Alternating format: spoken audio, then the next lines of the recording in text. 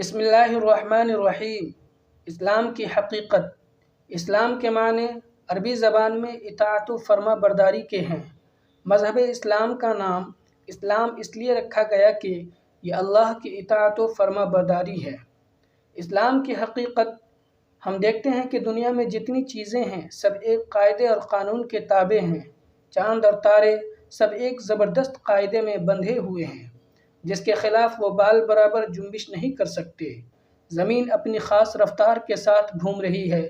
اس کے لیے جو وقت اور رفتار اور راستہ مقرر کیا گیا ہے اس میں ذرہ برابر فرق نہیں آتا۔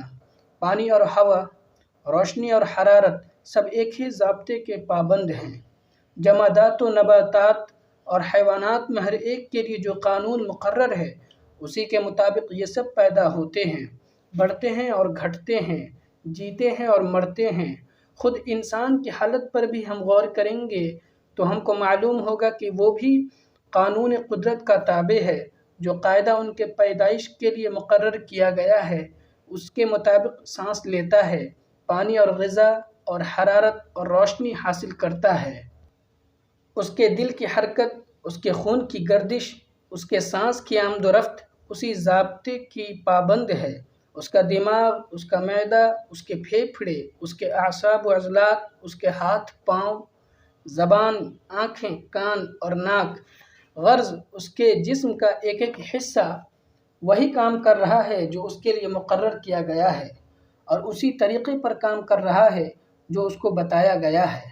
یہ زبردست قانون جس کی بندش میں بڑے بڑے سیاروں سے لے کر زمین کا ایک چھوٹے سے چھوٹا ذرہ تک جکڑا ہوا ہے، ایک بڑے حاکم کا بنایا ہوا قانون ہے۔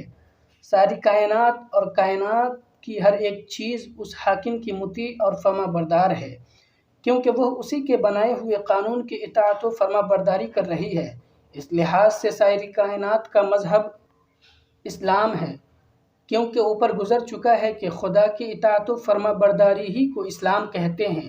سورج، چاند اور تارے سب مسلم ہیں، زمین بھی مسلم ہے، ہوا اور پانی اور روشنی بھی مسلم ہیں، درخت اور پتھر اور جانور بھی مسلم ہیں، اور وہ انسان بھی جو خدا کو نہیں پہچانتا اور خدا کا انکار کرتا ہے، جو خدا کے سوا اور دوسروں کو پوجتا ہے، جو خدا کے ساتھ دوسروں کو شریک کرتا ہے، ہاں وہ بھی اپنی فطرت کے لحاظ سے مسلم ہی ہے کیونکہ اس کا پیدا ہونا، زندہ رہنا اور مرنا سب کچھ خدائی قانون ہی کے ماتحت ہے۔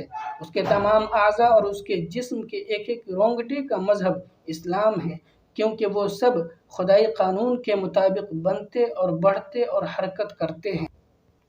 حتیٰ کہ اس کی وہ زبان بھی اصل میں مسلم ہے جس سے وہ نادانی کے ساتھ شرک خدا کے سوا دوسروں کے سامنے سر جھکاتا ہے۔ اس کا وہ دل بھی فطرتاً مسلم ہے جس میں وہ بے علمی کی وجہ سے خدا کے سوا دوسروں کی عزت اور محبت رکھتا ہے کیونکہ یہ سب چیزیں خدائی قانون کی فرما بردار ہیں اور ان کی ہر جنبش خدا ہی کے قانون کے ماتحت ہوتی ہے۔